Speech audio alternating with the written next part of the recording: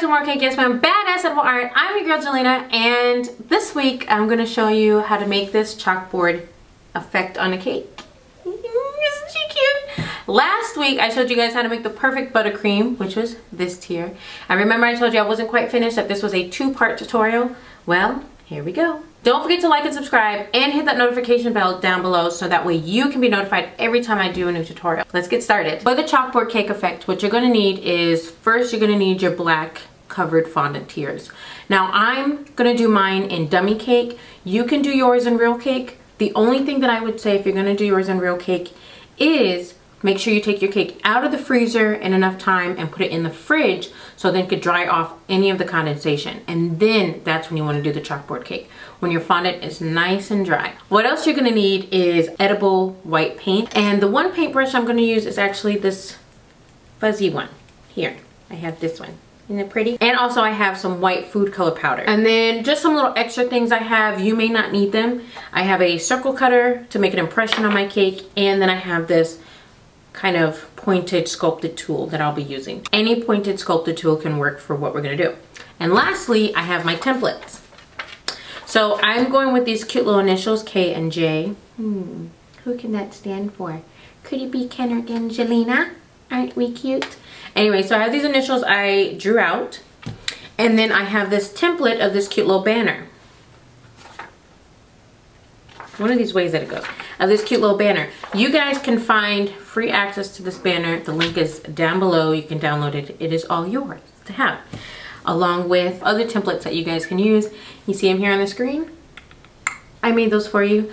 You're welcome. Go ahead and download those for any of your chalkboard cakes that you are inspired by, or even if you're doing cupcakes or cookies, cake pops, whatever, and you need a template, I got you back. What we're gonna do is I'm gonna start with one of the tiers. Using some of that white powdered food coloring, I'm gonna put some here, and then using this brush, this fluffy brush, I'm going to dab it, kind of like makeup, right?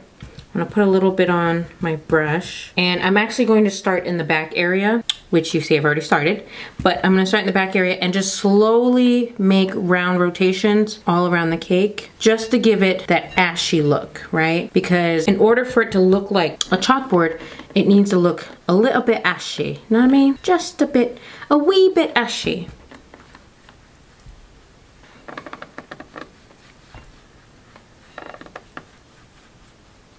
So now I'm gonna go ahead and do the other tier. Again, I'm gonna start off in the back where we already started. I always start my stuff off in the back when it comes to like decorating or drawing something on, just in case I don't like what I see and it's not directly on the front. And I'm always able to kind of hide that a little bit. Now, I'm not doing anything different than I normally would do on a real cake. This is exactly what I would do on a real cake.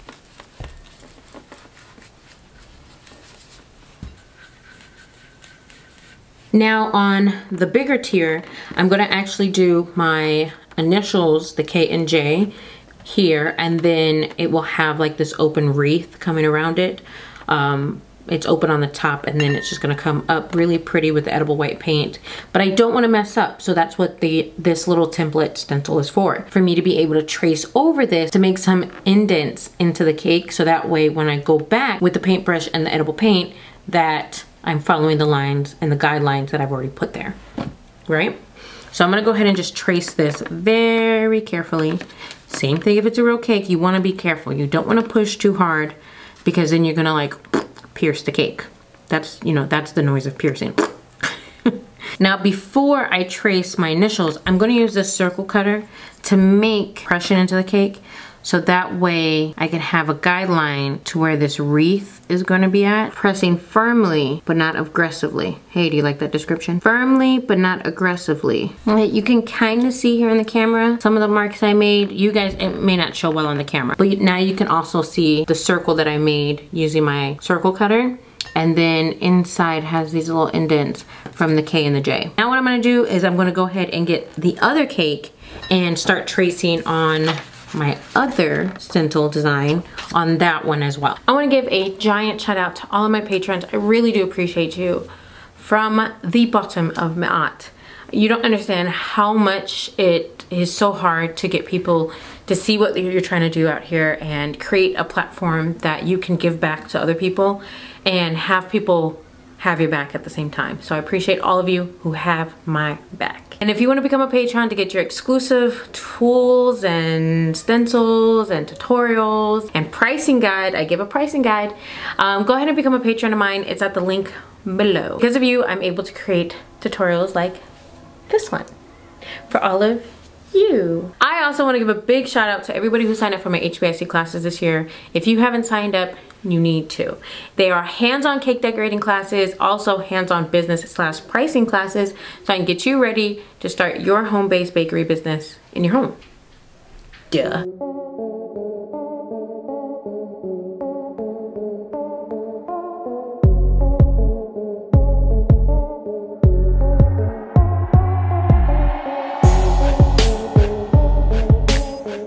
First time is always the most nervous time because you never know if you're going to 100% completely screw up.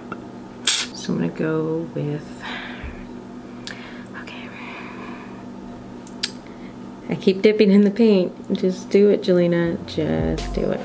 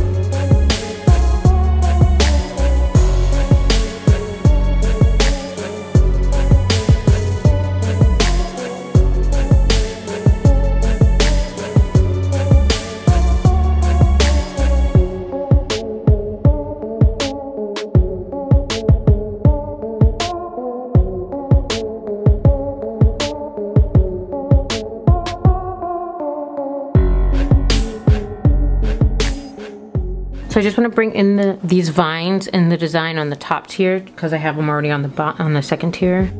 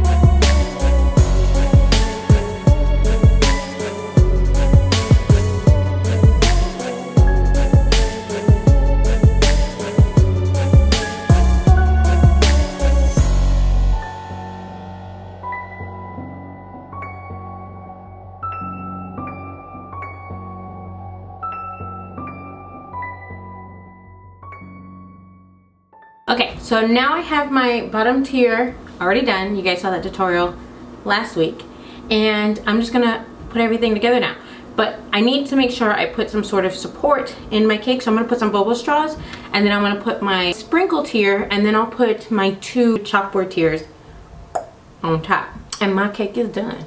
And my cake is done. Now, a great tip to using dummy cakes with a real cake is if your clients cannot either afford the product of a real cake, or if they don't need all that real cake, you can then use a dummy cake in replace of it, so that way you're not using more ingredients that essentially is not going to be eaten at the wedding or whatever the event is.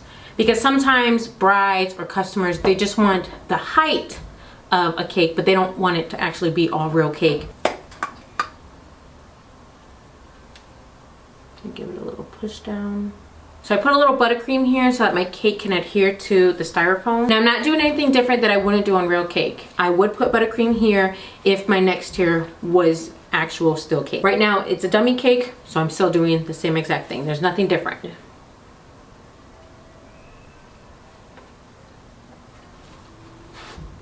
Perfect. So now I'm gonna go ahead and just pipe a little bit of stars here on the edge, and I think I'm done.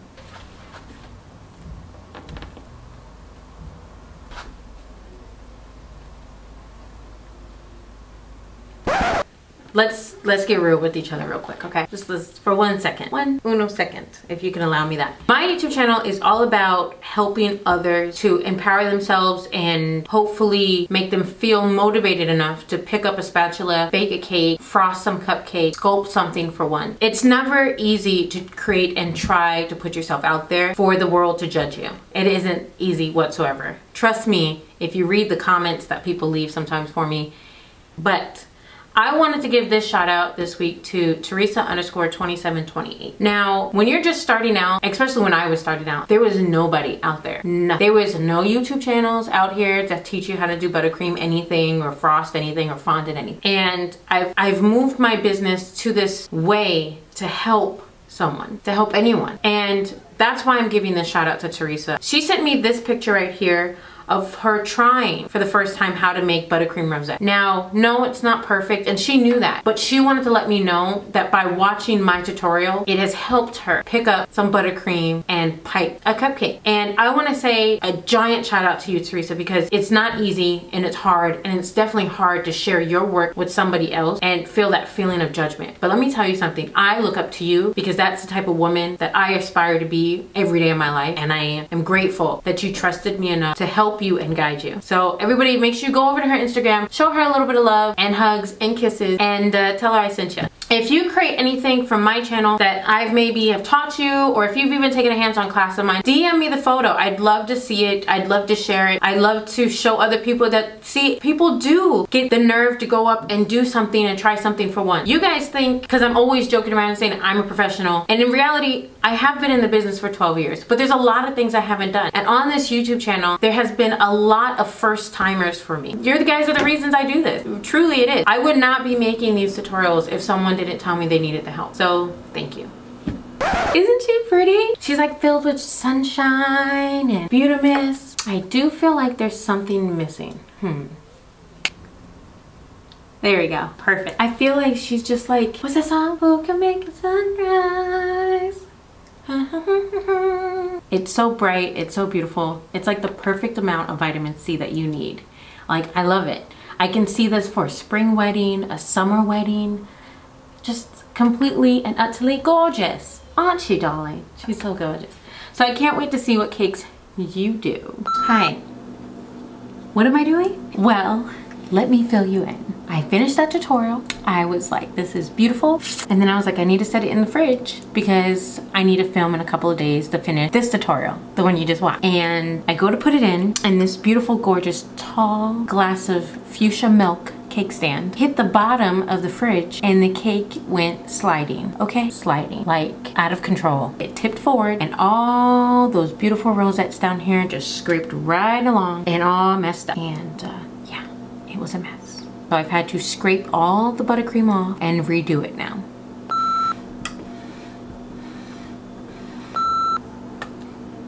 Oh, what are you doing, Juliana? I feel like we've been down this road before. Oh, you know, just scraping the buttercream off the cake for a second time. And I'm trying really hard not to cry. You want some bloopers? You're welcome. You're welcome. Freaking. So explain, Jelena, what happened? What's the problem? Why is your buttercream falling off the cake? Because the cake gods hate me. My buttercream was too soft and it just didn't. Oh, Jelena, you're so real. You tell the behind the scenes story. Oh, Jelena. Yeah, yay me.